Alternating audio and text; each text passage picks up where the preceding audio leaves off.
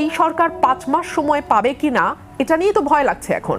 কারণ 3 মাস যেতে না যেতেই যেই সরকারের প্রধানকে ভুয়া ভুয়া শুনে গাড়িতে গিয়ে লুকাতে হয়, সেই সরকার আর কয় মাস চলতে পারবে? দেখুন, আমি আজকে একটা পরিসংখ্যান দেখছিলাম, গত 1 মাসে মাদ্রাসায় বলাৎকারের শিকার হয়েছে 100 শিশু। এরপরে যদি আপনি ধর্ষণের পরিসংখ্যানে আসেন, 118 জন শিশু ধর্ষণের শিকার হয়েছে, 47 জন মৃত্যুবরণ করেছে।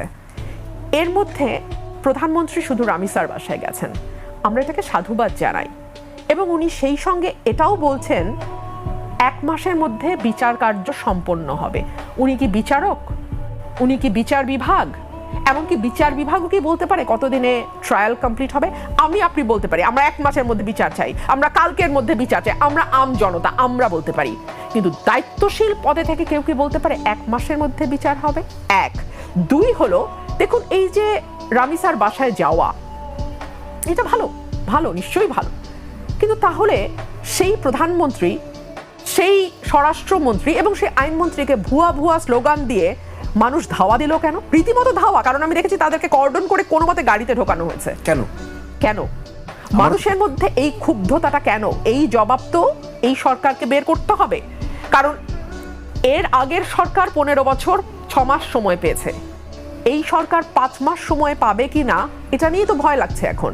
কারণ 3 মাস যেতে না যেতেই যেই সরকারের প্রধানকে ভুয়া ভুয়া শুনে গাড়িতে গিয়ে লুকাতে হয়, সেই সরকার আর কয় মাস চলতে পারবে এই দেশে?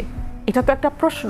মানুষ খুব স্মার্ট। আমি কিন্তু আপনার মতো এই প্রশ্ন অনেককে করেছি যে আগে তো প্রধানমন্ত্রীকে কখনো ট্রাফিকে আটকে থাকতে আমরা দেখি নাই, আগে তো প্রধানমন্ত্রীকে কখনো ভিকটিমের বাসায় একেবারে প্রথম চোটেই দৌড়ে যেতে দেখি নাই, আগে তো প্রধানমন্ত্রীকে কখনো প্রতি শুক্রবারেই কখনো প্রতিবন্ধী শিশুর বানানো গাড়ি কিংবা কখনো কাভার্ড ভ্যান চালাতে দেখি নাই, আমরা তো কখনো আগের প্রধানমন্ত্রীকে মানে এত ক্যাজুয়াল পোশাকে দেখি নাই, স্ত্রীকে নিয়ে গাড়ি চালাতে দেখি নাই, বর্ষণ মুখর সন্ধ্যা উপভোগ করতে দেখি নাই, কিংবা স্ত্রীর হাত ধরে বৃষ্টিতে ভিজতে দেখি নাই, স্ত্রী মানে পার্টনারের হাত ধরে বৃষ্টিতে ভিজতে দেখি নাই। তাহলে এই প্রধানমন্ত্রীর উপর আপনাদের এত ক্ষুব্ধতা কেন?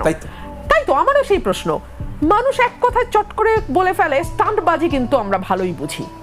মানে এই বিষয়গুলোকে যে মানুষ স্টান্টবাজি হিসেবে দেখছে, এটা সম্ভবত প্রধানমন্ত্রীর চারপাশে থাকা চাটুকাররা বাদে বাকি বাংলাদেশ বুঝতে পারছে।